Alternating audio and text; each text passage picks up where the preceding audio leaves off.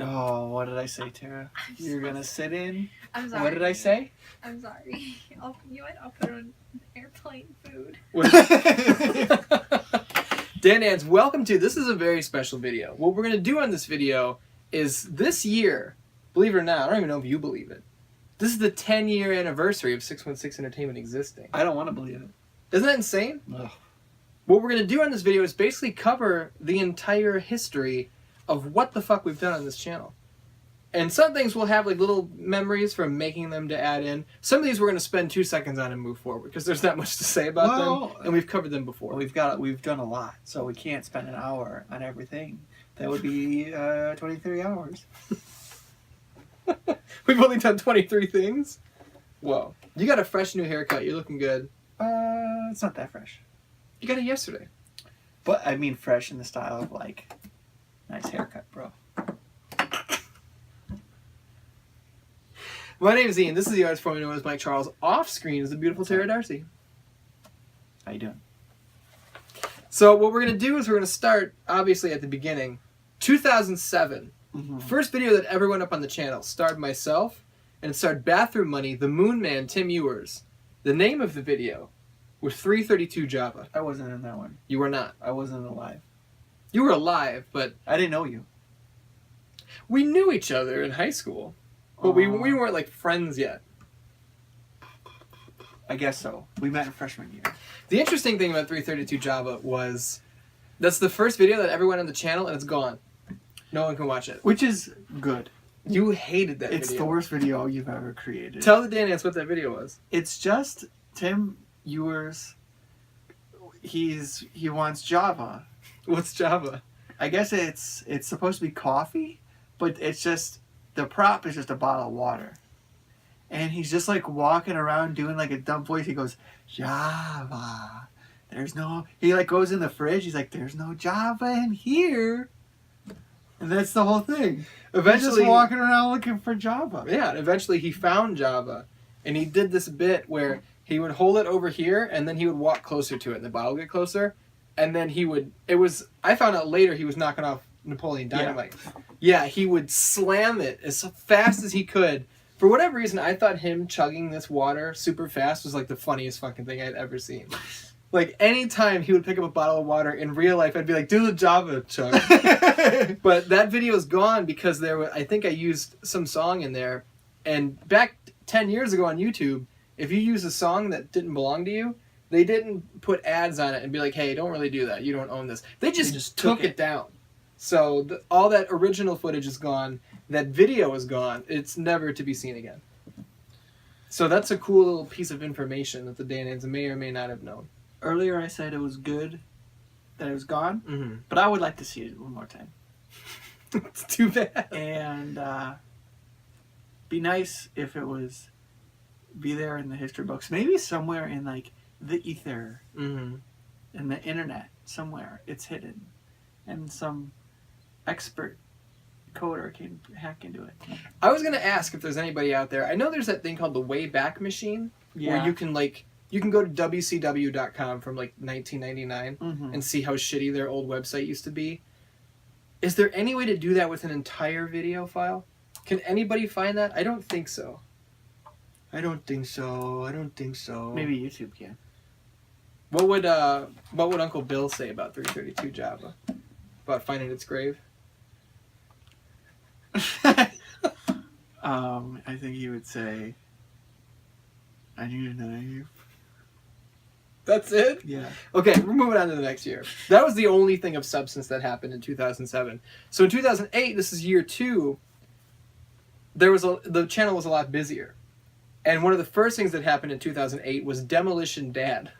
Demolition Dad is a great video. And DanDans, now that like I have the rest of these, I have the footage for, so I can splice it in. So right now, as I'm talking, you're seeing footage from Demolition Dad. Basically, my dad took, I think it was a quarter stick of dynamite, and he put this metal thing over it, and he lit it, and it exploded into the sky. And this is just in the backyard. Right Like, in the backyard. No safety precautions whatsoever. Right on the deck. Look closely, there's a gun in the back of his shorts for some reason. And he showed this video to the guys at work. He forgot he had a gun on him. And the guys at work were like, Greg, why do you have a gun on you? And he was just like, oh. And I put his name in the credits, and he goes, "Don't put my fucking name in there." And I go, "It's already up." And it's like, you can see your face. What are you worried about your name for? And he was just like, "Well, how many people have watched it?" He asked me constantly how many people had watched Demolition Dad. Really? He was so proud of it. He always wanted to do a Demolition Dad 2. And I think we filmed Demolition Dad 2, but I don't know if I ever put it up. It definitely didn't top Demolition Dad 1. I wanted to leave it alone. I wanted to leave the memories alone. I didn't want to ruin it. Again, Demolition Dad was one that I discovered the YouTube channel later. And Demolition Dad I watched several times just by myself. Mm-hmm. Holy shit! One of the few things that went up on the channel in 2008 was called Hefe Shahir Ass Fire Ass. Tell the DanDans what that was. It was just him lighting a fart. I don't know what else to say about it. There you go. That's all it was.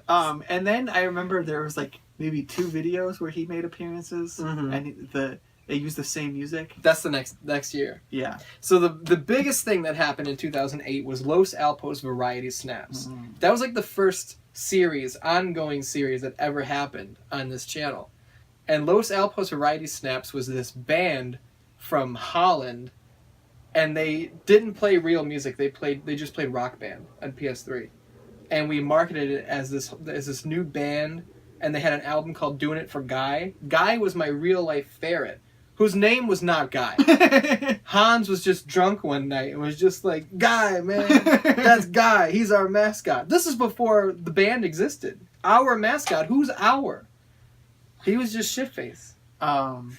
Where did the name come from? The name came from anybody who has a dog and shops at Walmart may have seen Alpo Variety Snaps. Alpo is a company that makes dog treats. Variety Snaps means they're different flavors of little dog treats. They're like Scooby Snacks. Mm-hmm. And we added a little Spanish flair. Los Alpos Variety Snaps. Doesn't make any sense because they're from Holland. But Los Alpos Variety Snaps Labs, Lavs, became the name of the band. Which brings us to the next year, 2009, year 3. See, we're going 2 years already. We're going pretty fast. First thing I wrote for 2009 was Enter Brock an Artist. Mm-hmm. Because this is where you guys made your 616 debuts. I had to catch up on all the old shit to know what we were working with. The Mandarin Grizzly Brock Pfeiffer became basically the host of all the videos. And you became like the second supporting character. Yeah. I was not in most of them. I was only in them when we needed another guy. That's not true. You were in most of them. Barely. Much smaller parts. Because I would rather shoot it than edit it. I remember the first thing we filmed was the first thing I ever worked on. My debut was Perfect Tip Pencil. Mm-hmm. Perfect Tip Pencil. Best pencil under the sun. So I invented a pencil that will make you spell everything perfectly. And I forget, I think we were like bowling or something one time. And we decided that we wanted to make a video. Mm-hmm. And like I was into that stuff too when I was younger. Like I think I had a friend next door, like who we would make like some dumb shitty videos, but those are gone forever. Mm-hmm. They've gone the way of 332 Java, which is again probably for the best. I wouldn't want anyone finding those. But yeah, so we came up with the idea for it's not even like a funny concept. It's like a useful product if it existed. It was the Perfect Tip Pencil, and it was a pencil that you could write with, and you could never spell the word wrong. There was some sort of technology in there where you could write a word you've never seen this word before, a word that you have no idea how to spell. Give it to a 6-year-old, he'll spell the most complex word, and he'll spell it right. It knew everything, like how to spell a word and stuff like that. How many American movie references are going to be in this video? Hopefully a lot. We're at like 3 already. So it was that was our first infomercial. Yeah. Where Brock was the salesman who was selling the Perfect Tip Pencil. And you were his correspondent. You were like on location in Alaska. Yeah. Proving that it also worked in the dark or something. No. You know what it was? Oh no, it doesn't work in the dark. Because it was solar powered. Yeah. And we were advertising that you can't use it at night. I am going to attempt to spell the word cat. God damn it! I cannot write with this pencil in the dark because it runs solely on solar power. Like, Why that's a did- good thing to advertise. Who came up with these? Did I come up with these ideas? I don't know. I don't. This is what, 8 years ago. I have like no I think it was recollection a of collaboration. making these. Because then I came up with the tagline for Mhm. the Perfect Tip pencil because it was solar powered. You needed to work under the sun. I said, best pencil under the sun. And I think it took you like 5 tries to get that line out. No, You kept fucking it I up. didn't get the line wrong. I got the name of the product wrong. I kept Wonder calling it Tip. the Wonder Tip. Which might be better. No, PTP. I like the alliteration. I think Wonder Tip sounds really good. There's a Why don't reason we I make kept a saying video it. this year called Wonder Tip? What does it do? I don't know yet. It works in the dark, and you have to charge it. It's not solar powered. So from Perfect Tip Pencil, we did another infomercial because those, I mean, let's just be honest, they're easy to do. Yeah. Like, you've seen shitty infomercials at like 2 a.m., 3 a.m. They're all the same. You've got one guy selling it. You have use case scenarios, and then you have like, well, this is what happens if it goes wrong, and then why you buy it. So we just did that a bunch of times. We were kind of the original Cinco products. Was this before they were? I think I they don't started know. doing that I in think like they started 2005. doing. Yeah, I think they started doing it. Talking about first. Tim and Eric. So our second product was Popper Pills. Popper Pills was a big step up Mhm. from Perfect Tip Pencil. Haven't you been bored with your life lately? You go through the same routine of working and sleeping and eating, and you just get bored after a while. But now, here's something that'll spice up your life. They're called the Popper Pills. It's way better than Perfect Tip Pencil. It's It's- funnier than Perfect Tip Pencil. I mean, it was like, it's honestly though, it's the perfect setup for a video like that, because the premise was, it's a bottle of pills, and there's 5 different effects, and when you take the pill, they look identical. So when you take the pill, you don't know what effect you're gonna get, Mm-hmm. and so you just take it, and then something would happen. So one was, You had the emo pill.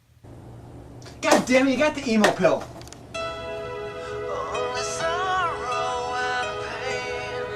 Which basically, Brock took the emo pill. Yeah. We just put him in my clothes. And we shot in my room and it fit. that's the best part, I think. There's the strength pill. Which is where Brock calls you a pussy and then you take the... I flipped the table. You flip the table and then you front kick him off the stool. He Yeah. took a good bump on that. Very good bump. And we were careful about it. We put pillows behind the stool so he could take the bump and not have to worry about injury. There was the energy pill. This is the one I took, right? No, I took this one. Okay. And this is when I ran down the street. Yeah, I remember that. The whole skit of that one, I just like took it and then I ran outside and just ran around. It was easy to shoot. It was winter, so we got some really good shots out Yeah. of it. Like the ice on the curb and then you're running past the camera. It looks gorgeous. There was it was like LSD. The hallucinogenic one. Yeah, and Brock and I feuded over what song to use because he wanted to use the Beatles' "Lucy in the Sky Yeah. with Diamonds," and I was like, I think I didn't want to do it, but then I was like, he wants to do it. Let's see how it works. Maybe it'll be good. And I tried it, and it wasn't funny. And then there was the positive outlook pill. That's the one I took Yeah. because my guy, I played like a shitty drug addict who had a Yeah. really negative outlook on life. So he took the positive outlook pill, and he like picked up his bowling ball, and he was just like, I should take up bowling again. Drops it and smashes his foot. And he was like, well, whatever. Yeah. And then I just ran into a garbage can and fell down. I was not good for acting. All I could do was like None take of us bumps. were. Yeah. Well, I didn't like. Back then, I wanted nothing to do with being in front of the camera for the most part. Why? I thought you guys were funnier. And I didn't know if you guys were any good at shooting stuff and didn't really trust you. So I wanted to do it. Well, that's fair. Yeah. Do you remember the emo pill where he put the razor blade in his mouth and bit it? And then we cut and he bit a blood capsule and the blood started trickling out. We have no idea where the razor blade went. Remember it fell out of his mouth? I think we found it. Okay. I don't It was remember like finding went it. under the couch. Okay. But because we didn't stop until it went out. Because we didn't want to be walking around. Popper Pills was fun. And then we did a commentary for it. We did. I don't know if you wrote that down. Nah. Moving on. You're going to love this one. We did a video called Max. And I fucking hate this video. I hated this video as we were doing it. And then as I was editing it, it was worse than I thought it was. Does it still exist? Oh yeah. I haven't watched it in years. You've never seen this We one. should watch Max after We this. should, and I'm gonna put clips in there. Like, dude, this is gonna be a pain in the ass to edit because My- I have to re-download all of these videos. My 'cause I don't bet- have the originals. The best part about it is the appearance of Sebastian. The only time he was ever on this channel, Sebastian is the guy we went to high school with. Yeah. Who Why was he even at your house? I think we invited him over one time because we figured he didn't have anything better to do. We were like, does he have other friends? So we wanted to be nice and we invited him over. And he was a dick, so we never invited him over again. Yeah, he was a dick. Fuck you, Sebastian. I remember I let him have it one time because like we made Perfect Tip Pencil, and he was like he refused to watch it. So because it's probably fucking stupid, and I'm like, yeah, it's stupid, but like your friends made a video, and like you're gonna watch, like you should watch it. Yeah. Like you're trying to be like this fucking cynical asshole, Mhm. and then he's like, all right, sorry. Fuck that guy. I don't know where he is. I don't care where he is. Mm-mm. But Max, it was just basically Brock was Max, right? And he Mhm. was just like really annoying. He was just acting like a child. And you hated him, Mhm. and you had like thoughts. I don't know. You had like fantasized about killing him Mm-hmm. or something. And I remember you were playing like an intellectual person. You were like reading, Mm-hmm. like, and Which you were was- trying to be like, mm. Yeah. I was one of these gentlemen. That's all I remember about this one, is that Sebastian was a dick. He's in it for 5 seconds. Brock is really annoying. And, like, back then, we wrote nothing. So any Oh, yeah. funny thing that was said was totally off the cuff. I remember Brock is just trying so hard to be annoying. And he was just like, I gotta go to the bathroom. And I was like, then go to the bathroom. He goes, I gotta take the Browns to the Super Bowl. This dude's gonna be a doctor. I love the Mandarin Grizzly. Oh man! I remember he was singing Creed at one point in that video. And then he stops singing and just goes, wah! Like, that was the whole thing that night. He just kept making that sound. Can you take me higher? Can you take that? I wasn't even there when that was filmed. Mm-mm. Yeah, what were you doing? I don't know. It was 6 years ago. It was like It was 8 years 8 ago. years ago. Moving on from Max, the next project that we did was Gold Tree Sales. I love Gold Tree. I just showed Tara Gold Tree Sales for the first time ever. Hey, what did you think of Gold Tree? Okay. I love it. Gold They're Tree. one of my proudest achievements. This is before we were Tim and Eric fans. Yep. And Gold Tree is so Tim and Eric. Yep. From stuff that just doesn't make any sense, transitions that take way too long, purposely bad, horrific acting. And together, we are Gold Tree.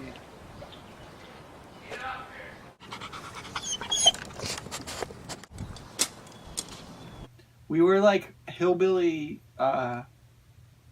redneck guys who owned like a store, and it was just everything was there. But it was just your house. You're like we got World War II rockets. This is a picture of a deer. Come buy a rocket. There's a pool ball. Come to Gold Tree.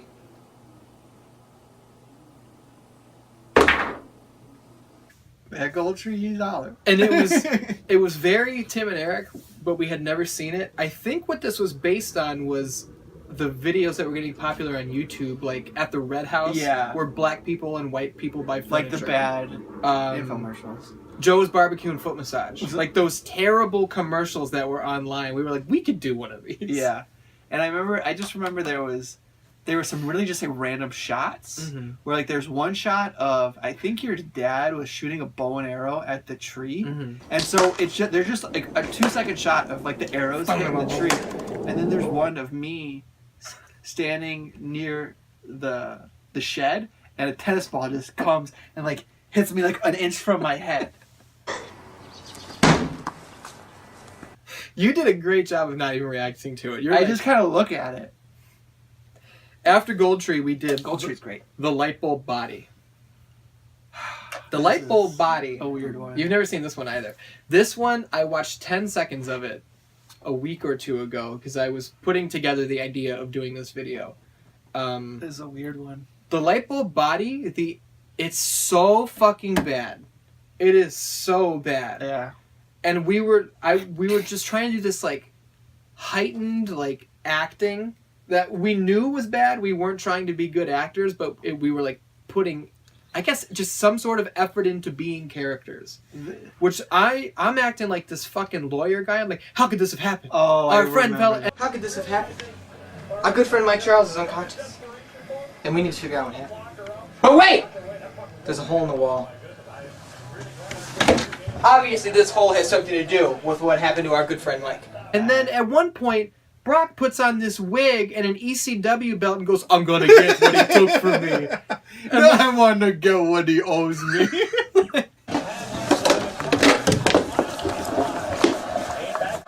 I'm gonna get what he owes me.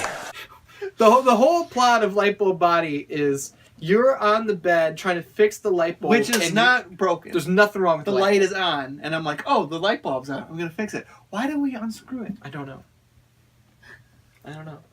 So you fall and you hurt yourself, and then it's Brock and I trying to figure out. We're going through all these scenarios of how you may have hurt yourself because we didn't know you were fucking with the light So bulb. there's everything is just, it's a bunch of skits of just like, maybe this happened, and then we play it out. Mm-hmm. It's so bad. You know what I think? What? I think the entire premise of that video came because of the hole in your wall. The one that I put my knee through the wall? You had a hole in your wall, and you're like, let's make a video, let's do something like that. It doesn't take much for me to come up with an idea for a video, I guess. And so, because that was the thing, I fell off the bed, hit my head against the wall, and then the hole was there, and it's like... But if you just look at the wall before you hit it, it's already, we made no effort to cover it up. The hole's already there. We just hope that you didn't look at the hole until you hit it. I remember there's a part where I get rickrolled, and so I just bang my head against the wall. It's weird. I love because it. What? Damn you, Rick Astley! That shows what time we shot this video. It's when Rickrolling was new. And the name Light Bulb Body came from the new CKY album had just come out. And my favorite track on it was called the Boardwalk Body, where they found a body under the boardwalk. I know. I remember you came up with that idea, that name, and I'm like, that's a terrible name. It doesn't make any fucking sense. And I was like, no, it does, because there's that CKY song. In my head, it made sense. We go from the Light Bulb Body to Ghost Hunters. Ghost Hunters is amazing. Ghost Hunters is amazing. Ghost Hunters is amazing. Did you see Ghost Hunters? I think so, yeah. Yeah. There are just such great key moments in that. That was the first time I think any of us realized that when you get worked up, you sound a lot like Charlie Kelly. I was acting. You came up with the great line of, because again, all freeballed. No, This was my idea. It was your idea. We had nothing prepared at all, and so we're just going around the house like saying, "Oh, is this a ghost? Is that a ghost?" And at one point, I'm like, "Maybe it could be haunted." You go, "Okay, not everything is a ghost." That definitely is. I don't think you used that though. That's not in the video. It's not? No. That was the funniest thing we shot all night. What happened? I don't think it's in the. There's one line that you cut out that's really funny, and I think it was that one. Shit. But Because when I think Ghost Hunters, that's the line I think of. I know, because it's so good. And I think of the plate on the fridge. A plate. That's just some supernatural crap right there. Oh my god, the plate is just stuck to the fridge. Fuck, man. Fuck. Should I move it? No, I don't fucking touch it. Okay, good idea. That could have What do you think of touching a ghost plate? Like ghost poison on it. My dad, for some reason, just had a paper plate duct taped to the fridge. And I see it, and I'm like, whoa, that plate's like stuck to the fridge. And you go, fuck, man, fuck. And I said, don't touch it. It could have some ghost poison on it.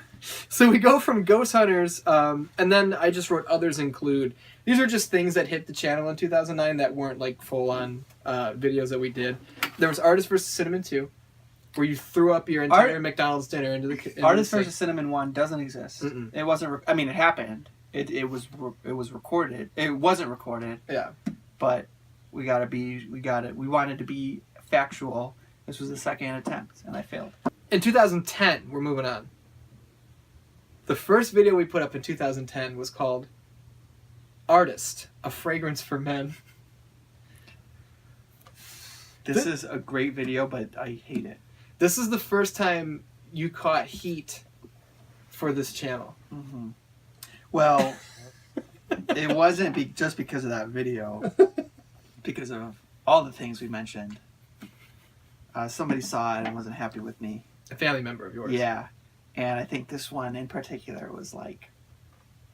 It's super gay. Yeah. Like, the whole idea is the tagline, it's a cologne. And the tagline is, so hot, shit gets gay. It's like, it smells so good, like dudes will kiss dudes. Yeah. That's how good it smells. And it comes to a point where Tim is like across the room and he's smoking a cigarette, and then he like puts a cigarette out, and then he takes a gun out of his jacket and throws it on the ground for no reason. You can't even tell it's a gun. No. So that joke falls totally flat. But he walks over to you, puts his hand on your cheek, and you guys get this close.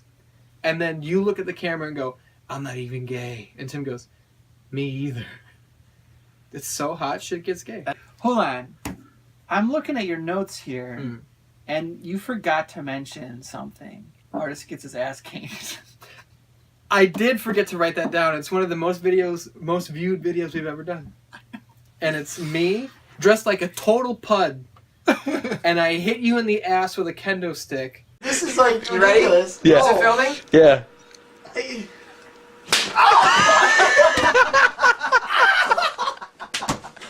Take that one down, actually. Back to 2010. You know what happened in 2010? What? Behind the Art happened in 2010. Wow. It was originally called, the video was called Artist Behind the Art, a documentary, which is way too long. So since then, I've retconned it to just be called Behind the Art. And the premise was that That was a good one. I was basically mentally insane, Mm-hmm. and I believed that I was famous. Yeah. Like, I did a bunch of art.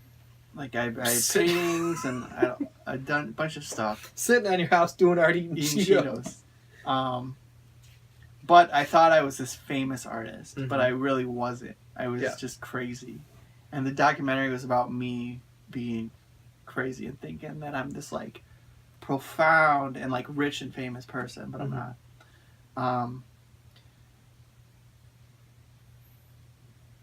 Yeah. It's funny. It's pretty- not good, but there's some really funny jokes. It's kind of funny. Like, I love the part where you're like, you're going through all of your work, and you're like, this one, no, I hate this one. And you rip it up and you throw it away, and you go, I love this one. It's the same fucking thing.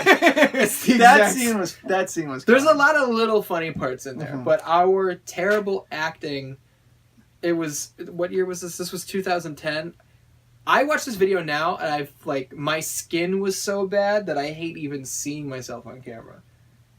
Remember the joke where it was the same one where we're going through the room, and it was like, this one is still a work in progress, and it just said, just a piece of paper that says work in progress.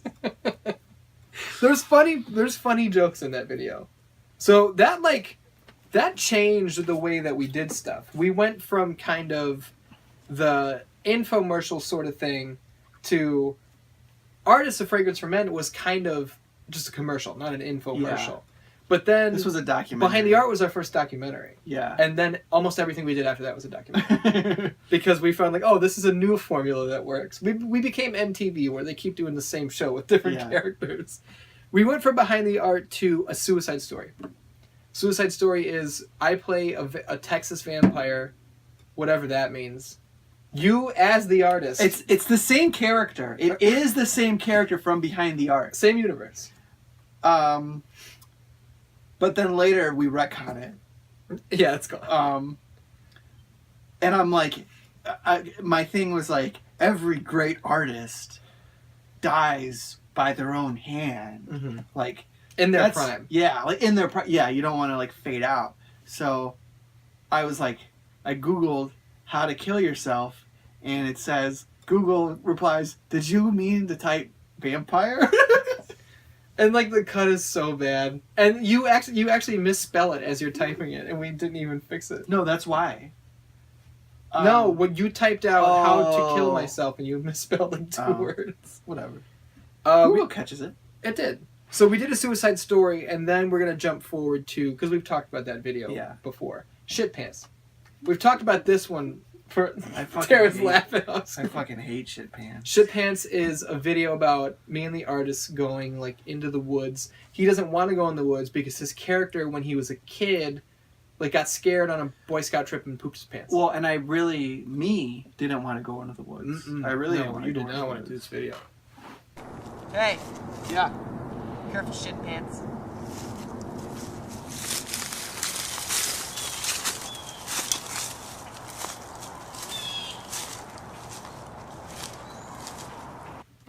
So we do the video.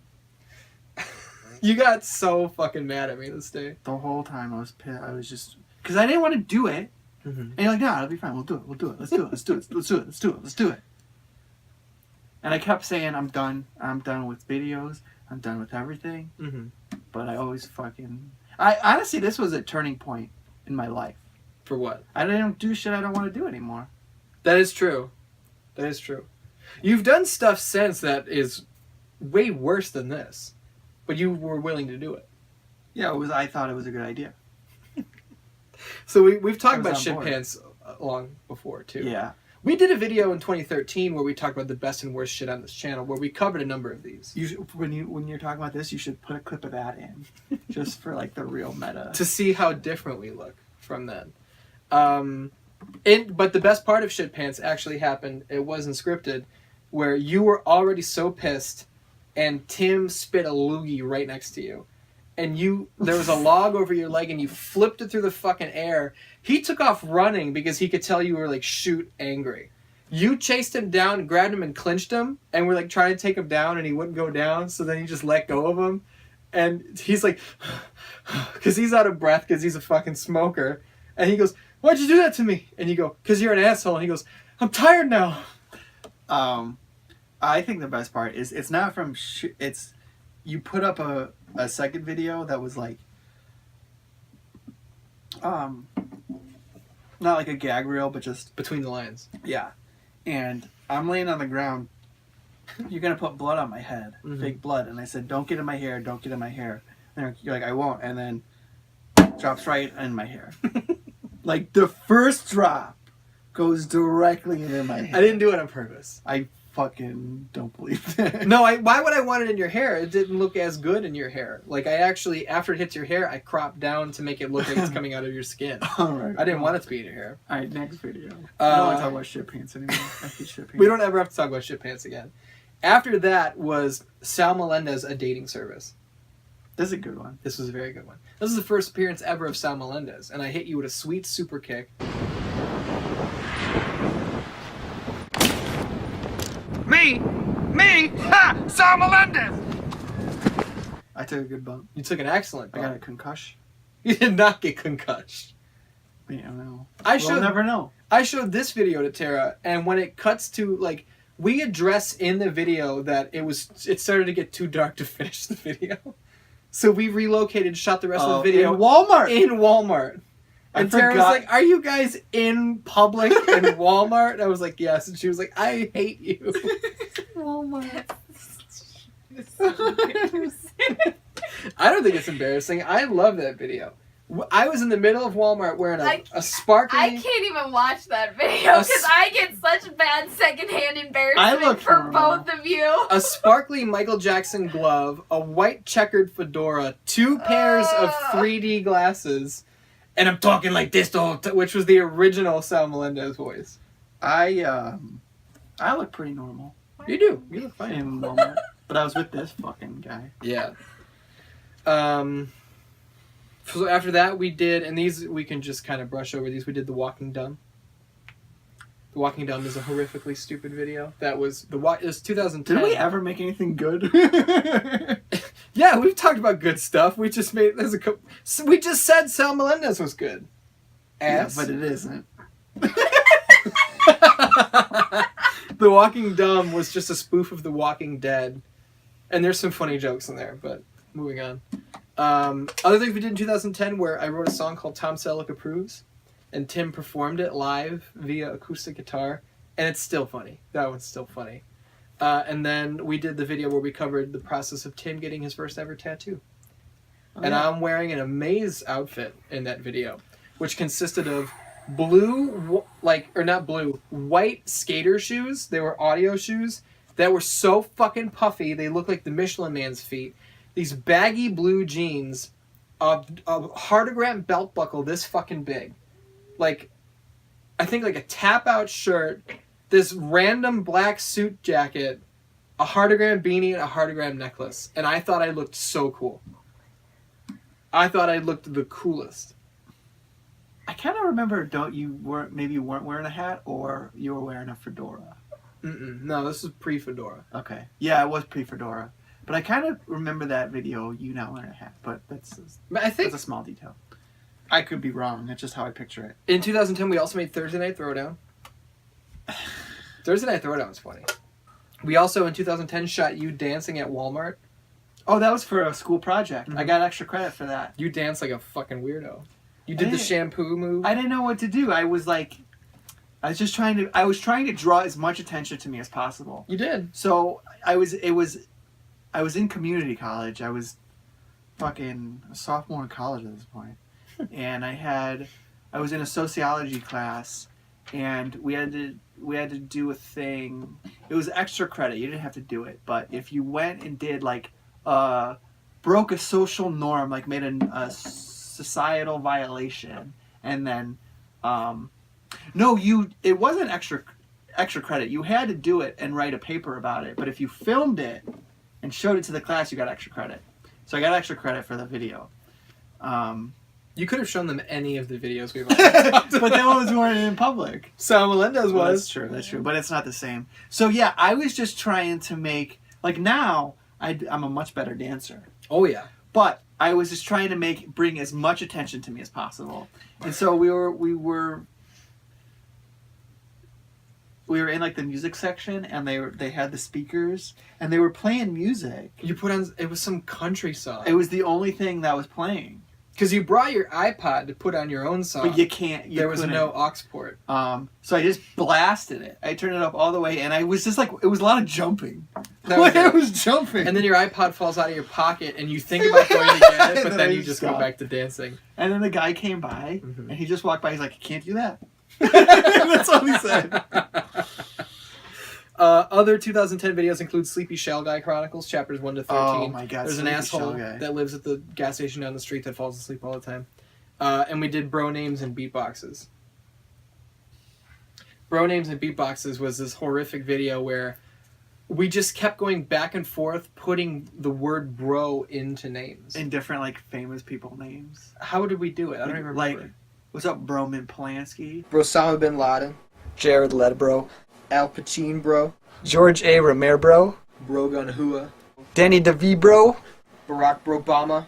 Franklin Delano Roosevelt. What's up, Broman Reigns? Yeah. Leo Bro. And they just kept going back and forth. And then the kicker is the otter.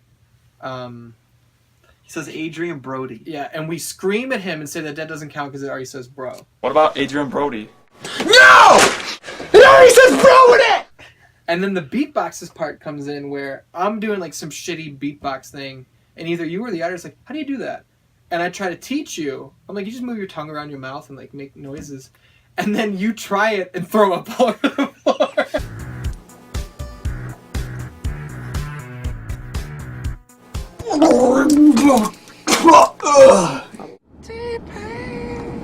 And I remember years ago seeing, it was before the show was even on, it was a promo for Broad City. Yep. And they're beatboxing, they're both beatboxing, and then the one girl throws up. And I was pissed. And I only saw it one time, and I texted you, and I can't find it. I've looked it up trying to find that promo, and I cannot find it anywhere. Jazz James, find that Broad City commercial so I can put that next to our video that predates it by 6 years. They stole our shit. They came for us and they stole our shit. And we're coming for you, MTV. Just basically. Not on MTV. What is fucking channel? Comedy Central. Comedy Central. I just want to hang out with Hannibal. That's really the only point. That's 2010, I think. Yeah, that was it for 2010. 2011, 4th year. Behind the Art 2. That was just the beginning. I am near the end. I've accomplished nothing.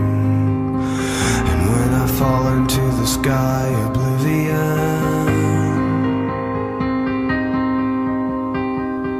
I am on the edge. Let's add to the fame, pack my wall, put my face on billboards. And when I look into the screen, I see your eyes. What am I supposed to say? You are a beautiful noir cinematic film that only I see. I said I don't fucking paint anymore, You okay? are a beautiful noir cinematic film that only I see. Lie awake at night just to watch you breathe in the sunrise on your skin.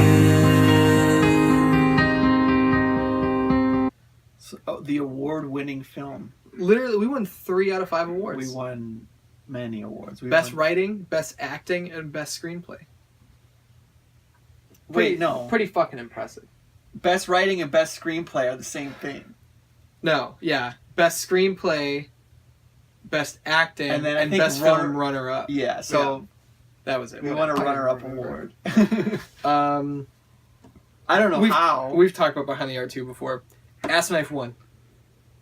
Ass Knife 1, we were back to trailers. And, Mhm. Well, this was our first movie trailer. Because 2011, we've slowed way down. Mm-hmm. Like, we only did 3 things this whole year, and one of them was 8 seconds long. So Ass Knife 1 was a trailer for a horror movie that we were never going to make the whole movie. We just wanted to do the trailer. And there's a killer who shoves a knife up people's assholes. I don't know, dude. I think we're in trouble. We're fine. And you played the Ass Knife Killer. Yeah. And to this day, it is so fucking scary what you look like.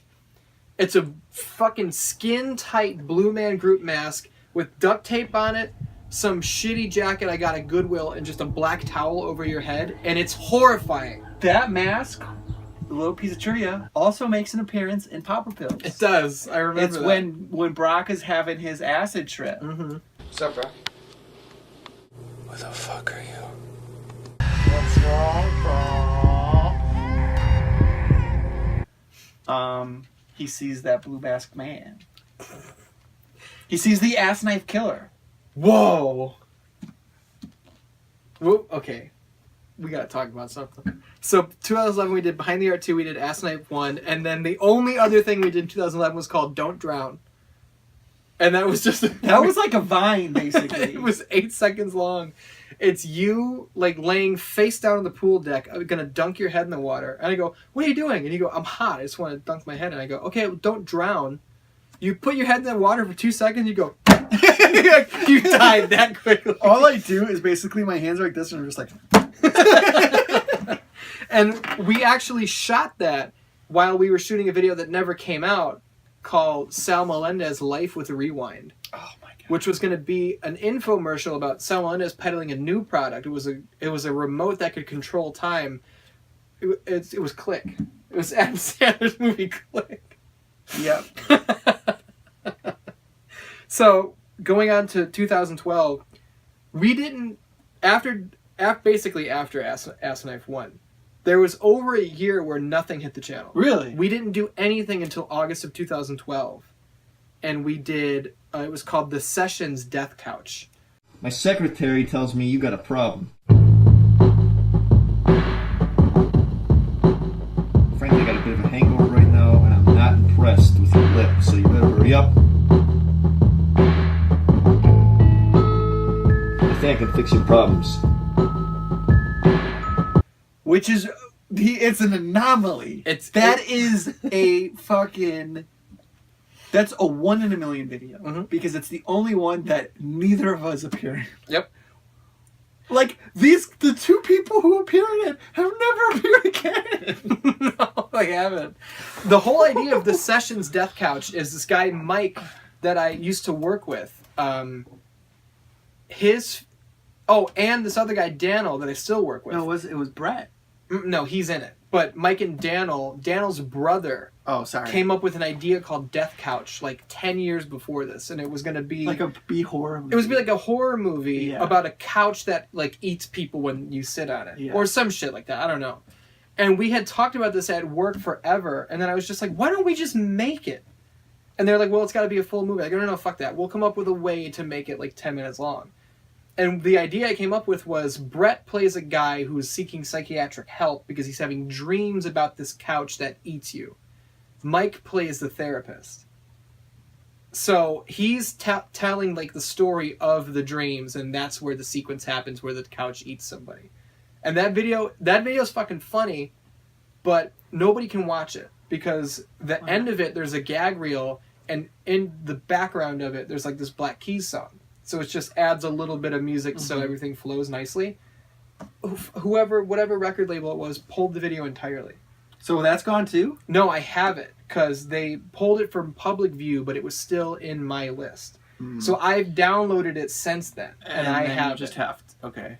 This video that we're doing right now is going to drop on 61617. Also dropping on 61617 is going to be the Sessions Death Couch. Nice. So it's going to be the re-release. You know what I'm saying? It's breaking. But yeah, isn't the plot? Like the sequence? It's like these two guys break into a house, and one guy like sits on the couch. He's like, "This is the comfy ass couch." Like they're talking in accents, and then it eats him. Yeah, that's it. It was fun to make, and that was episode 1 of the Sessions, and we never made episode 2. So that was all we made in 2012. Was the Sessions. That's crazy. There's other videos in between of like just footage I took from a Raw that I went to and stuff like that, but that doesn't count.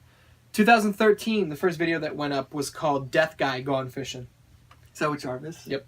Death Guy Gone Fishing, Darvis Gen Stock Shops, Jarvis Jen Darvis, aka Baby Model Dan. Yeah. Again, we don't appear. Oh no, you appear. I'm in. We do, and I am in it too. Yeah, I play Mr. Kill. This was your return. I'm again playing the artist. The same universe, the real artist, and you actually mentioned because at the end of Behind the Art 2, you overdosed. I forgot. And in Death Guy Gone Fishing, you talk about rehab. Yeah. I first met Corey Fisher in a. We were both in rehab for candy addiction. I remember I was like going, like, I remember, like, he had to be the happiest guy I've ever seen in rehab before. Yeah, but you said that you met Corey Fisher in there. You were both in there for candy addiction. So we played with the storyline. That's my no. It's I had many addictions, dude. Yeah. Okay. The artist was a complicated man. It is. He's not dead. Yes, you're right. Yeah, go ahead. Death Guy Gone Fishing was a video about Jarvis played a musician played Death Guy. I was in a band with him. My name was Mr. Kill. Death Guy split off into a solo act and did an album all about his love for Corey Fisher. And that's why the album's called Gone Fishin', Fischin. One of my what I love about that video is it's all like he's singing about like how much he cares for Corey and loves him. It's like a father-son thing. And it's almost. like, well, I don't know. It's like, is it gay? It might be gay, or is it like a father-son thing? And then he has a song that starts with "Your dick in my ass." Your dick in my ass. We're balls deep. I didn't have to ask. Corey's dick in my ass. And one balls deep. I didn't have to ask. And I'm like, okay, it's gay. It's definitely gay. I remember No hiding it. I played it at work one night after we closed and we locked the door, and we were all standing around watching it, and one of the girls was standing there, and when it got to "Yo, Dick," she went. And she stopped watching at that point. She didn't want to watch any more of it. After Death Guy Gone Fishing, we did the Johnny Dollar Show. Oh my god, I don't think ever went on YouTube. It did, but I never made it public. It's on Facebook. Mm-hmm.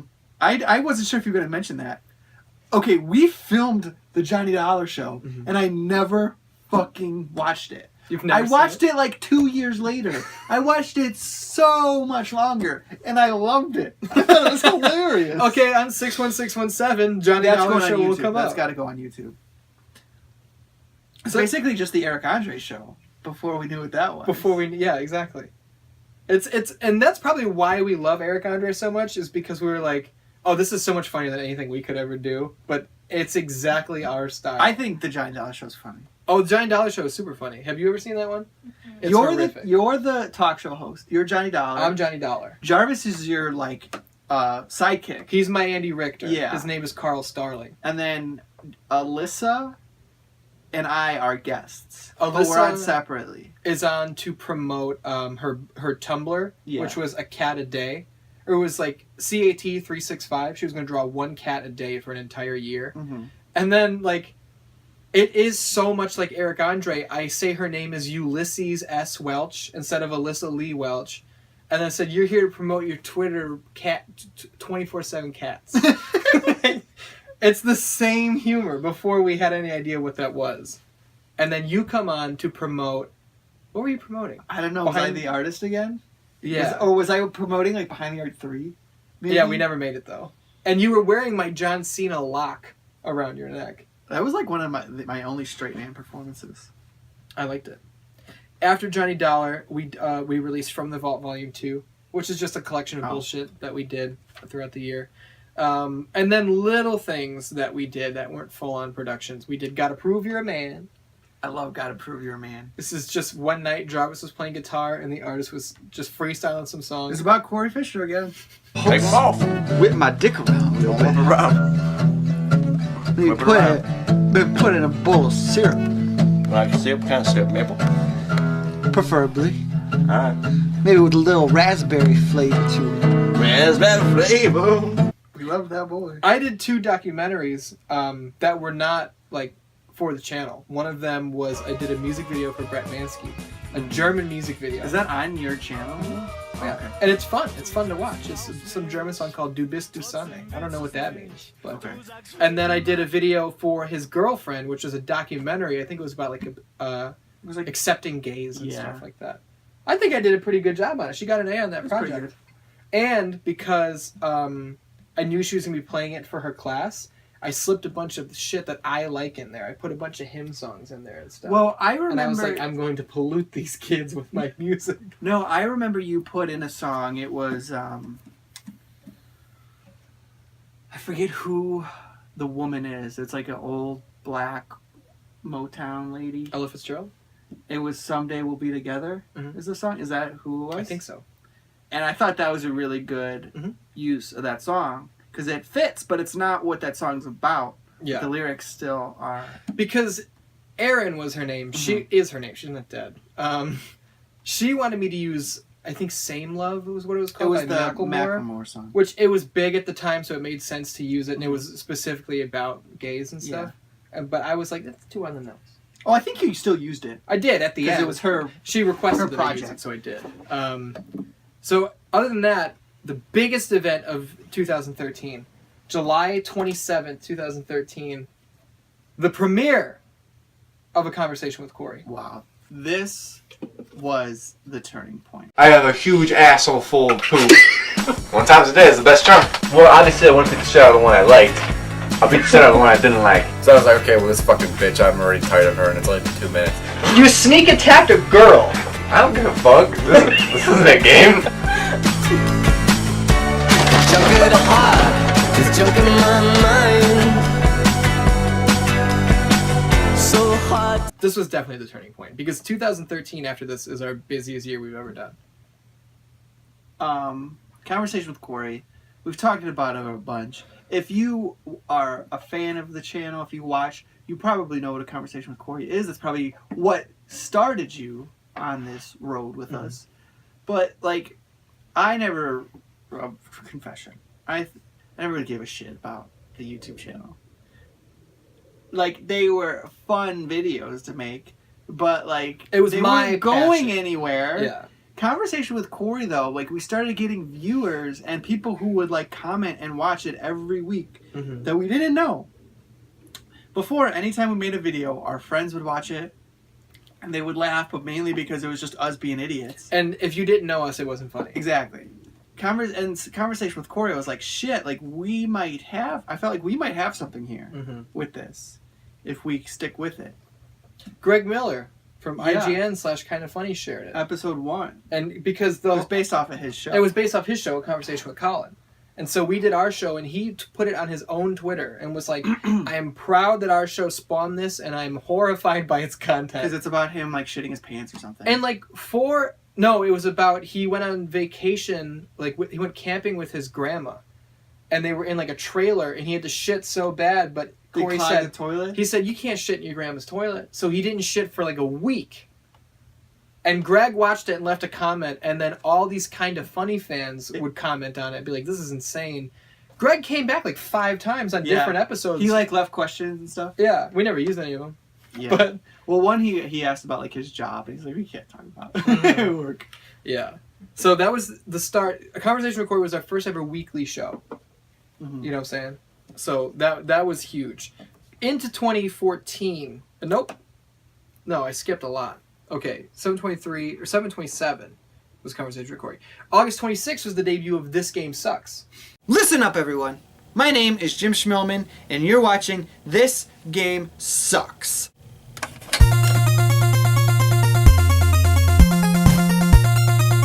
Which was, you played game reviewer Jim Schmelman. I wrote scripts where you would take classic Nintendo games, like some of the best games ever, and you would tell everybody why they were actually terrible. Jim Schmelman, little trivia, that name came from Intervention Lars, because I played that character, but I got cut out. Yeah, you got cut out. You guys didn't. I'm good at coming up with character names. Well, you originally wanted to be Jim Schmel Meekle. I know. But then, you know, I was just trying to be as silly as I could be. Yeah. Well, Brock wanted to be named Swine Flu. I was like, no. Oh my god. And speaking of character names, just one quick tangent. I think in the Thursday Night Throwdown video, my announcer name was, I think it was Charles Finkelschmeller.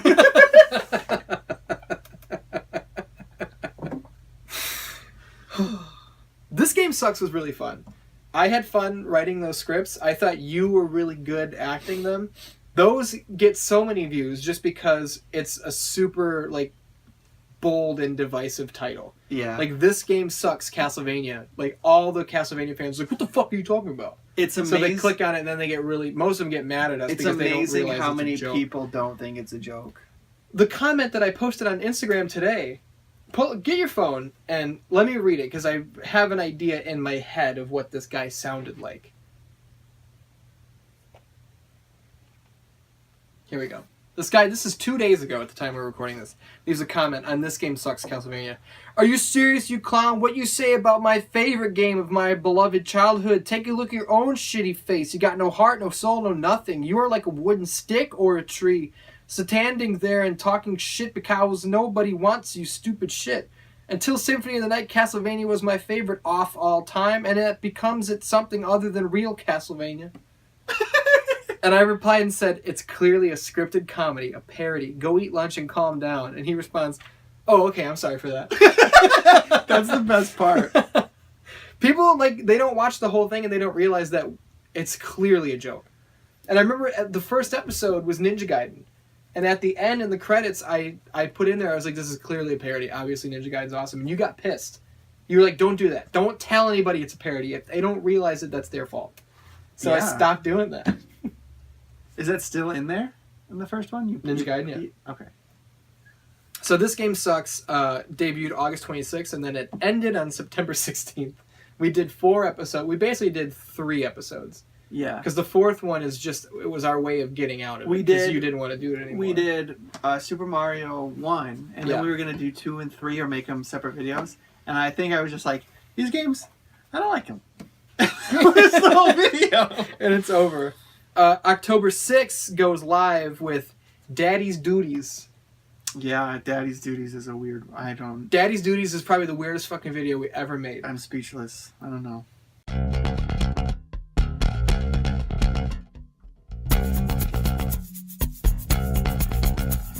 I seen you in there, what you doing? You're picking around the toilet bowl. He's wearing gloves, a dirty job. You're reaching in the dookie hole. Them's Daddy's duties, you leave those there. He'll look for them when he comes back. I know you're hungry, but those ain't yours. He'll beat your butt, won't cut no slack. Here he comes, he wants those duties. Run away fast as you can. Oh, it's too late, he got his gun. There goes your head, you're a dead man. So that's the tale of Daddy's duties. Don't you dare try to steal, cause Daddy's gun will shoot you dead. His duty to love is Daddy real. Daddy's You Duties, made it. I made it. You had nothing to do with it. Some people think that's me in the video. That is not me. I still have never told anybody who that is. People have guessed it was Corey. It's not Corey. People have guessed it was you. It's not you. Somebody guessed Nigel. And I'm like, Nigel's 7 feet huge. tall. Like, that guy in that video was like 5'8". Yeah. But he's got a mask on, and nobody remembers who had that haircut. That's the big difference. That's the telling haircut? part. And the guy in Daddy's Duties. You could see his hair? Mm-hmm. That was the big giveaway, but nobody can guess it.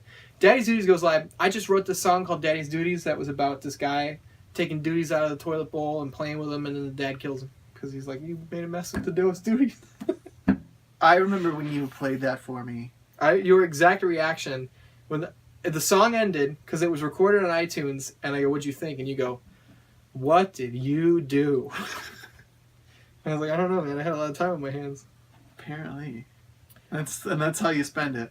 In 2013, I did a couple of videos for Disc Replay where we remodeled and stuff. Oh fuck! I forgot. Remember the Disc Replay video I was in, the promo. Mm-hmm. That was in like 2015, where it was they were gonna work Walker Stalker Con, and you played this guy, and I put your voice pitch up so you talk like this. Hi, I'm John Tickerton. Disc Replay's #1 man. We'll be a Walker Stalker. Come to our booth. We've got toys, games, movies. I even cut my thumb off so I could be proved to them Walker Boy. Come to Disc Replay's booth, get a DVD. If I turn, destroy my brain. And you're like, the Walker's gonna get me bye-bye DVD. I like cut my thumb off or something. You cut your thumb off to prove that you were real Walker Boy. Okay. And I kissed it. October 22nd was the debut of the 616 interview, which was where we talked at length about our story of how we met and how we became friends, which is a great video. Basically what we're doing right now. Oh, 616 interview. Yeah. Okay. Well, yeah, I got you. We did one with Dan Jarvis where we talked about his massive record collection. Mm-hmm. We did one with Alex Russell where we talk about the video game he was developing. This is where like with conversation with Corey, we got way more conversational. Mm-hmm. But dude, like, look at all of this shit we were doing at the same time. I know. There was a lot going on here. We did a 616 interview with Mike Colabelli about surgeries where he fucking lied the whole time, so I had to take over the episode because he was just boring and a liar. We did one that was you and I where we covered our best and worst shit up until that point, which was 2013. Yeah, that's what I thought you were talking about. Yeah.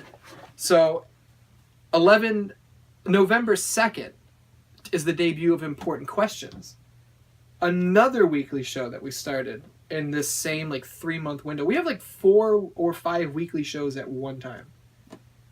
And Important Questions, we did that because we just went to Joe Young's house on Halloween, and I was like, I'll bring the camera because we come up with something good. We set it up and just talked, and you said, if you could have any superpower in combat, what would you choose? These are the important questions. This is what we need to talk about. You know, guys always have this conversation. If you could have any superpower in the world, what superpower would you have? And everyone always goes with the selfish thing. They never use it to save people or fight crime or save the world. And it was a brand new show. It's still going today. It has grown into super important. It's the same show. We also did Artist Tries Yoo-Hoo. Did you shake it before you opened it? Of course. Are you sure? Yeah. Okay. If you don't shake it, you can get fucked up. All right. There's drinks for boys and there's drinks for dads. If I drink this, I'm gonna be a stuck pig. Why would you be bleeding? What do you mean bleeding?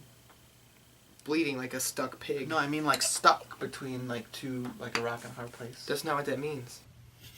It wasn't bad. We did. That was the first time I ever tried Yoo-Hoo. And then September 26th, A Conversation with Corey season 1 ended. Yeah. On to 2014. January 14th, season 2 of A Conversation with Corey starts. It made it worse. It made the room smell. It made it smell like cum. So put it bluntly, what did you do? I was just like. So there was like a 4-month break where Corey really didn't want to do the show anymore. Yeah. And I was like, dude, there's still more we can do here. So I pitched it to him, and I was like, let's do one more season. He was down, and we did one more season. March 10th is the first episode of the 616 Entertainment Podcast. March 10th, 2014. Wow. The day that we're recording this right now is what, May 29th, 2017? Yeah. So that's a long time ago, dog. 28th, I think. Whatever. Now they know when we're recording this. I don't give a shit. You said it first. I'm going to skip through some of this because May 26th was the debut of Top 5 with Sal Melendez. My name is Sal Melendez, and you're watching my Top 5 show. That started in 2014. Top 5 with Sal Melendez. This is the good shit. Yeah, 2014 was a good year. Top 5 with Sal Melendez is like one of my favorite things that we've done on the channel because I thought it was just like Sal Melendez is good. I think they're all fucking funny. Yeah, like, they are all really good. Some of them don't hold up as well as I thought they would, but I think they're all still funny. To skip ahead at the end here, it was November 18th where season 1 of Top 5 ends where he murders Clark Stand.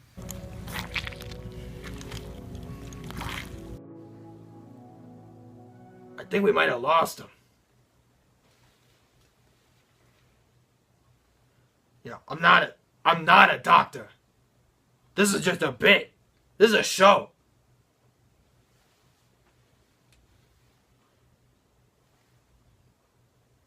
I'm not sure what else to do. He was probably gonna die anyway. Fuck. Where Sal tried to perform open heart surgery on your character Clark Stan and just he kills him. That's how I wrote him out of the first season. I was like, I need some way to end this. Yeah, he had to go on the run. Go on the lam. How old are you? Who says that? I don't know. It's a thing. Does that mean I'm old because I said that? July 25th, season 2 of Important Questions starts, which is, we picked up with episode 25. So we had done a whole bunch of those. We did the first video blog this year, the Tim and Eric show, and Bangarang Blast. Oh, goodness gracious. The debut of shitty movie reviews. Hi, I'm the artist formerly known as Mike Charles, and this is Shitty Movie Reviews. I'm happy to see you.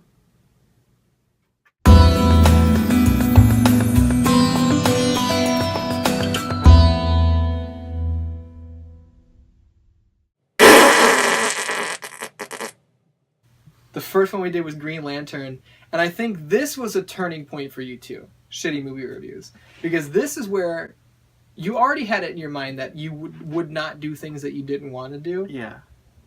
But I think Shitty Movie Reviews is what you point to now and you say, I wish I those wanted to do that at the time. That's why I did it. I don't want to do those anymore. But dude, it's fucking funny. I know, but you sit on your fucking ass on the toilet. I could do a guest episode. Would you do an episode of Shitty Movie Reviews? No? Why not? No. Clark Stan dies November 18th. And Important Questions ended on December 27th. So that brings us to 2015. First video we put up in 2015 was 616 Loves Kinda Funny. Did you hear about Kinda Funny? Tell me more. The only point here is we want to make the Kinda Funny guys a video to let them know that we love them and we're going to keep being their best friends. I'm aware. Oh, and this wow. was a video that we made in appreciation of Greg, Colin, Tim, and Nick when they went off into their own venture. Yeah. And they all commented on it. They everything. tweeted it, I think. And then they put us in their Kind of Funny live video. Right. Which was cool. Not from that video. We made a different one. We made a different one that they put us in. Yeah. January 20th, 2015, first episode of WWE Raw Talks. You came real close like you were going to kiss me. Oh, no, I was getting in your face. Like, fuck you, that didn't do shit. Welcome to 616 Entertainment Raw Talks. What we're going to do on this show is every Monday night we're going to watch Raw as it happens. Or like tonight we're going to DVR it and then skip the commercials because fuck that shit. You know what I'm saying? Fuck commercials. Oh my god. What a show. And it was called WWE Raw Talks because it wasn't live yet. Initially we would watch Raw and then shoot it and I would have it up by like Tuesday. Yeah, but that was... We didn't even do... That was like 3 or 4 episodes we did that. Mm-hmm. And then I was like, fuck it, let's do this live. Yes, my pants. You can't shit me. I shit my pants. It's your shit storm because I shit my pants. You can't shit me. I shit my pants. And way more people started to watch it when we did it live. And that... Do it live. We're doing it live! Dude, and then do you remember, like, the 2nd or 3rd episode, Raw was canceled. It was episode 2 of WWE Raw Talks. There was a blizzard and Raw got canceled, so we just talked about SmackDown. And I think we did because we were going to see what they did. And all they did was replay the Royal Rumble from the night before. Mm-hmm. And we just like... I remember we filmed an episode that Monday. And we're like, Raw's canceled, so we're going to do SmackDown next week. And we couldn't talk about the Rumble because the podcast we recorded the night before with Nigel, we reviewed the Royal Rumble. So we were totally fucked. February 22nd was episode 50 of the podcast. It was a video special with you, me, and Corey. That was awesome. That was a good one. We did one last episode of Conversation with Corey. Oh yeah, not the loss, but the final return episode of A Conversation with Corey. Oh, it tastes like throw up. Welcome to A Conversation with Corey. My name is Ian. This is the star of A Conversation with Corey, Corey Fisher. What we used to do on this show was I would sit down with Corey. He's the most entertaining person I've ever met. I would throw a topic at him. He would talk it out for my amusement, for his amusement, for the artist's amusement, for everybody's amusement out there on the YouTubes. This feels so weird. Which I clipped out and was going to put on the channel. And then I started thinking, I was just like, Corey wants these buried. Like, I don't want to draw attention and re-tag him in all of these, so I just never put it up individually. But if you go and watch episode 50 of the podcast, it's in there. So it does exist. I don't like to drag Corey's name through the mud anymore. You know what I'm saying? He's a professional boy now, and I respect that. Yeah. On March 11th, we had my dad on the podcast, episode 52. Which one of the best episodes. I want to go back and listen to it, but it might be too soon. Because at the time that we're recording this, he died 3 months ago. And I don't know if I can listen to him talk for like 90 minutes. It's cool that you have that, though. Behind the scenes news right now. I went to Walmart earlier just to do a little bit of grocery shopping. I'm listening to music. A song called Dear Agony comes on by Breaking Benjamin. And I ugly cried in the parking lot. Because didn't know that song was going to remind me of my dad. Definitely did. Fucking tore me to shreds. March 15th, shitty movie reviews of Malibu Express.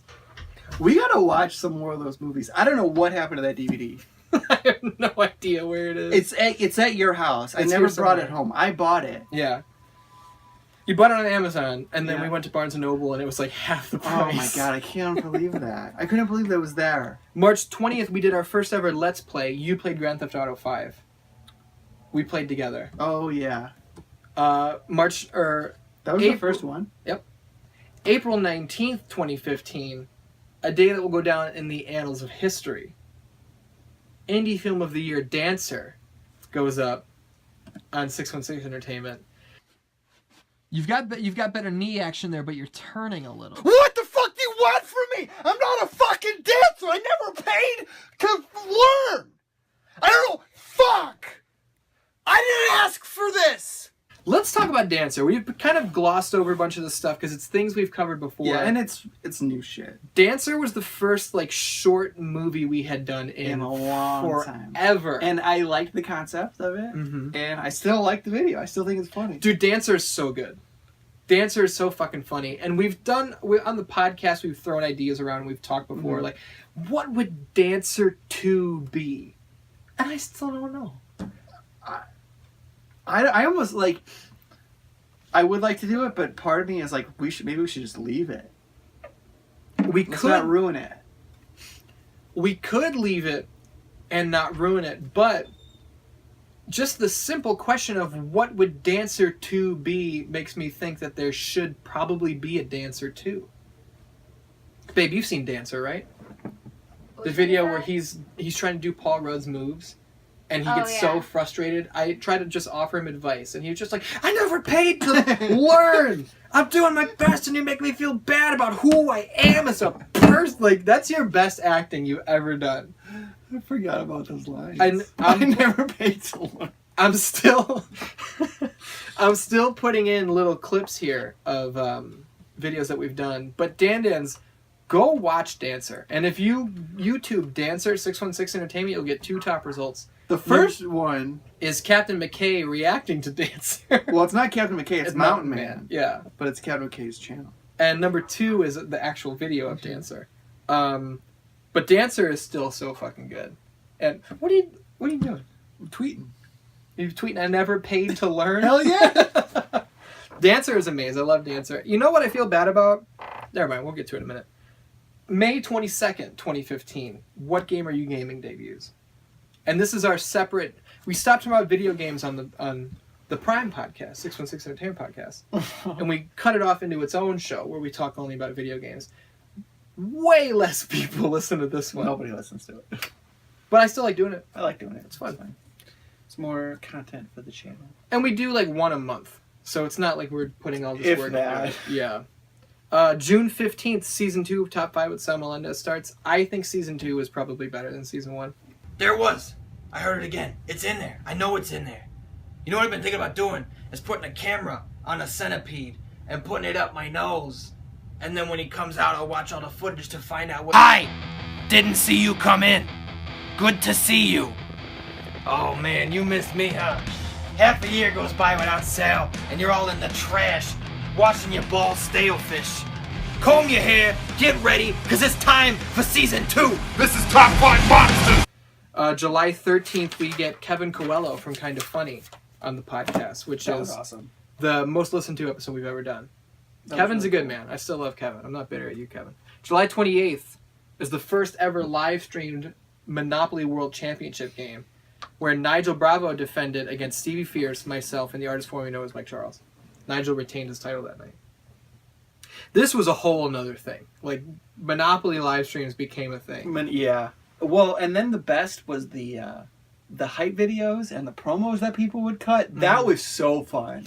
How people got into training for his, like doing sit-ups, preparing for his... He's like rolling the dice over and over again, like practicing. And then even like Steve and Brett Wells started cutting promos because they wanted a challenge for it. Brett Wells is still one of the best promos ever. He just did CM Punk's Pipe Bomb promo verbatim and just put in 616 references. But that was awesome. It was amazing. And he was like going back deep. He brought in ads per. Yep. Oh, we didn't even talk about him. We don't have to though. September 26th, 2 months later, Robinson beats Nigel, gives him his first ever loss, and wins the Monopoly World title. December 19th, Robinson versus Bravo 3 happens. Nigel wins, gets the title back. Definitely cheated. Like, yeah. If Nigel watches this video, he never knows that there was an internal investigation about that game. Like, where I counted the money, because any time Nigel got cornered, he always had money to pay it off, and he was always still loaded after. Like, he never had any money troubles. Mm-hmm. So I went through, and there's a photo on my computer somewhere of I counted all the money, and I Googled like how many bills I should have of each. I had like 9 too many 500s. I was missing several hundreds. There was way too many 20s. And I was like, he brought money. Like, there's no way he did not bring money to this game. And he's just been cheating. How long has he been cheating? Like, they stripped all of Lance Armstrong's accolades. Like... And then it was Robinson's job, because I sure as hell was not going to do it, and you wouldn't do it. Someone was supposed to go back and keep track through the entire 3.5-hour video of how much money Nigel should have. Nobody ever fucking did it, so the investigation was terminated. But Nigel retired after this. Probably because he could tell we were onto him. And he didn't want to lose again. But he vacated the title and retired. Moving on to 2016. You ready? We're getting pretty recent here. January 8th, 2016 was the last episode of Top 5 with Sam Melendez. I was pissed about this. Because I wanted the last episode to air around Christmas 2015. I don't remember what happened, but I got delayed shooting it by like a week. And I was pissed. I wanted it to be inside of 2015. That was a good one. That's where Sal kills his son. Can I do number one? You want to do number one? Yeah. I want to do number one. Yeah, buddy. You do number one. Oh, what a day. Thanks, Dad. That I didn't know.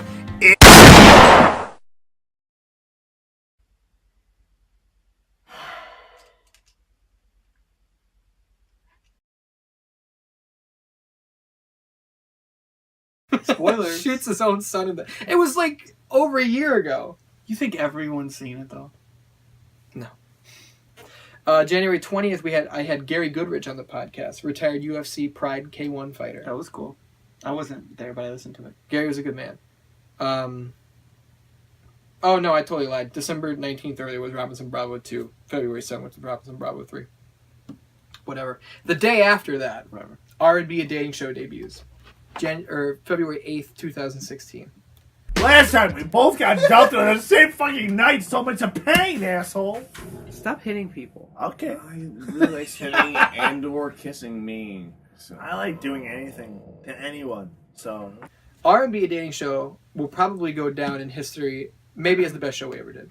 That and A Conversation with Corey are really close and high up there. As far as things that have started and ended, like as entire libraries. Those are the two best shows. The podcast is still going. Lauren versus Food is still going. Like, those are both really strong too, but those, like, the door's not closed on those. You know what I mean? R&B A Dating Show, I think, is... I don't know. What do you say about R&B A Dating Show? Okay. Ooh.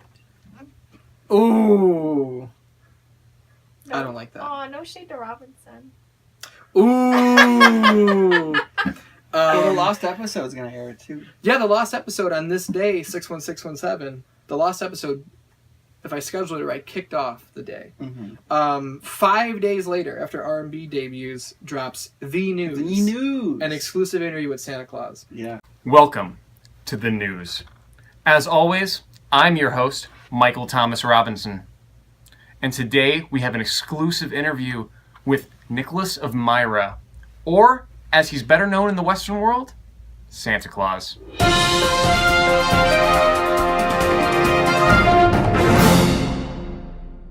The first video on this channel that was written by somebody who wasn't me. Yeah. Robinson wrote it, the whole thing. I just shot it, edited it, and directed it. He starred, you starred as Santa Claus. I was Santa, my greatest role of ever. Greatest role of ever. I love that video. It's good. It's good. That took us so long to shoot. That took us a whole fucking night. I was pretty drunk by the end of it. And I remember we put you... I was trying to get into character. There was a joke that we cut out. Yeah, I don't know if people realized that was real alcohol. I was really drinking whiskey. There was a joke I gave you, because you came over, we were shooting on a green screen to make it look like a news studio. You came over wearing a green shirt. I was like, well, we can't do that. I don't think so. You did. That's why I had to give you my black Superman shirt. No, that was the first episode of Important Questions with the green screen. I learned better. Again. I don't think so. Or I wore the Superman shirt because it was a joke that S was for Superman. But there was a reason that we had to do that, though. I think maybe you wore a white shirt and the green played onto it, and it was going to make you see something happen. But I cut the joke out to where it was going to... Robinson was like, I like your Superman shirt. And you go, what do you mean? And he goes, the S. And you go, Santa.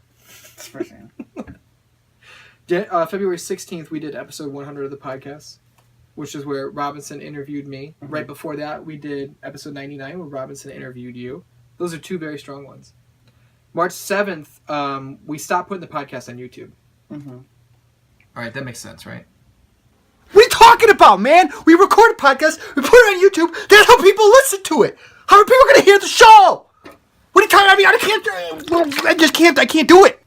We had already been on iTunes for a while. And SoundCloud. Before that. But then, yeah, we just decided to stop doing it on YouTube entirely. But see, I think that was a mistake. Because towards the end of that year, we stopped making a bunch of conversational shit and it became like only Let's Plays. Yeah. Yeah, we didn't... When we stopped putting... When we stopped putting stuff on... When we stopped putting the podcast on YouTube, it became... like a gaming channel. Well, our channel just like kind of didn't die, but like there wasn't much stuff going up at all. Yeah. Because March 7th, we pulled it from YouTube. Actually, the beautiful Tara Darcy was on the last episode that hit YouTube. So then, 21 days later, Raw Talks Live ends. Because we just had enough. Oh. This is when I came into the picture and everything ended. That's not why it ended, though. Like, Raw Talks Live ended because we had done it, I think we did 68 weeks in a row. Like, over a year, every Monday night, our entire Monday was given to that fucking show. Fucking brutal, man. Which includes, I've complained about it so many times, but I would tear my fucking room apart so that the set would look cool. I would fucking move all the lights around. We had to watch 3 hours of Raw, which was usually awful. We would do the show for like an hour to 90 minutes. And then I had to fucking make the thumbnail, put it all up. It was like a 6-hour commitment every worst year of Monday. my life. Yeah? So April 27th, this is where the hits kept coming. R&B A Dating Show ends. Mm-hmm. So it's 3 shows stopped hitting YouTube inside of 1 month. R&B A Dating Show ending, there's a whole story attached to that. But if we're gonna tell that story, I want everybody who was involved to I be a think part of it. we should do that one time. Oh yeah, we But should. yeah. Because the repercussions are being felt to this day. 61616 happens. Lauren versus Food Season 2 starts. What? Sometimes you gotta deal with Bubba/Grandpa/artist. Bubba. What? It's just Bubba. Me and the police, then me and Lorenzo rolling in a benzo. Me and police out of shape, and when I'm finished, bring the yellow tape. You didn't even address Lauren versus Food Season 1. Did that get lost in here somewhere? Yeah. Lauren vs. Food is one of my favorite shows that we're currently doing. Still happening. Season 3 is coming soon. You know what I'm saying? Lauren vs. Food is 2 pretty girls, name of Tara Darcy, name of Lauren Newman. Sometimes artist formerly known as Mike Charles. Sometimes Tokyo Boy Vince Burnett. Eat a bunch of food and say funny shit. You know what I'm saying? Each season is only 3 minutes. It's only 3 episodes long. It's a mini-series. They're good. Yeah. They're bite-sized. So 61616 happens. I like that. Lauren vs. Food Season 2 debuts. Artist vs. Coulter finally happens after a year of build-up.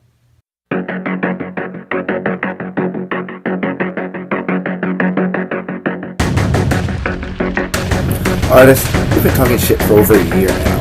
Well, the wait's over, motherfucker. It's 6/16/16 and you're gonna get knocked the fuck out.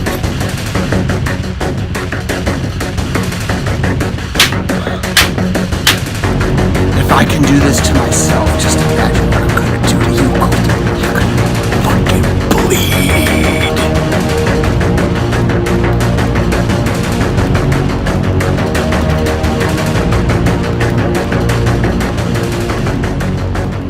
Because Artist vs. Coulter, you guys talk shit to each other in the Raw Talks live chat every week for over a year. You know what I'm saying? Yeah. So, and it finally came to a head, and what the video was I created both of you in UFC 2, and I simmed the fight. I didn't control either character. So there was no bias over who was going to win. Mm-hmm. And DanDans, I'll be goddamned if it was not a razor-thin decision that I honestly think you won. And I did commentary on the video. I honestly think you won, and the judges gave it 29-28 to Coulter. Bullshit. And by the time this video goes live, the DanDans know that Artist vs. Coulter 2 is happening on 61617. Fucking bullshit. But that was fun. We did the review of Ecto Cooler. We have Ecto Cooler from High C. Where Vince and Tara, a 38-second video, sip Ecto Cooler, and they're like, pretty good. And then it cuts to them fucking whipping their arms around. This is the first short, stupid little video we had done in forever, and I loved it. It was weird. But yeah, it was okay. 61616 also featured Nick's winning the Monopoly World title, which he's had that title for a whole year now. So he hasn't defended it, but it doesn't make a difference. October 19th, we did the first episode of Podcast Throwback, where I was like, okay, we have nothing going on the channel except video game stuff. So I just started pulling good stories from back in the... I only did like 10 of them. Yeah. And then November 1st, debuted Thursday Night Football, where I took the Jets through an entire season of 1998 NFL Blitz 1 on PS1. Made it all the way to the conference finals. Got beat by the Colts in my trilogy match with them. It was fun. Almost nobody watched it. Which became a thing in 2016, to where our views went down. You know what I'm saying? Because we stopped making a lot of our... People loved R&B. Yeah. People loved Raw Talks Live, but we were like, oh no, we're over it. Haven't found a hit yet. But then 2017 starts, and I did a video about BJ Penn. Yeah. I felt very passionate about the fact that he should not return to the UFC. We got the views back. You know what I'm saying? We were going from the fucking Let's Play. Some of them were doing like 12 views in a week, and it was like, Jesus Christ. Where we did this one, it was like 500. It was like, okay, we got something here. January 8th, Lauren vs. Food. Season 2. I think you said season 2 when it was supposed to be season 1. So did we? No, because we've only done 2 seasons. Yeah, but... This is... When you said season 2 back there, you probably meant to say season 1. Ah, that yeah. was the beginning of it. I tried to tell you, but... This is season 2. Okay. You look pretty today. March 12th, Let's Play Friday, season 2 started. Which started a little rocky, but then I brought you in, and you've been on every episode, and more people are watching them. Which just shows his drawing power. You know what I'm saying? April 3rd, we returned after an entire year and did WWE Raw Talks Live. Just 1 episode. We didn't tell anybody that it was only going to be a one-off until we were done. Like, I don't think anyone expected it to be back. But people were upset when we said that we weren't going to keep doing it. Who's sorry? And then April 29th, Super Important Questions debuted.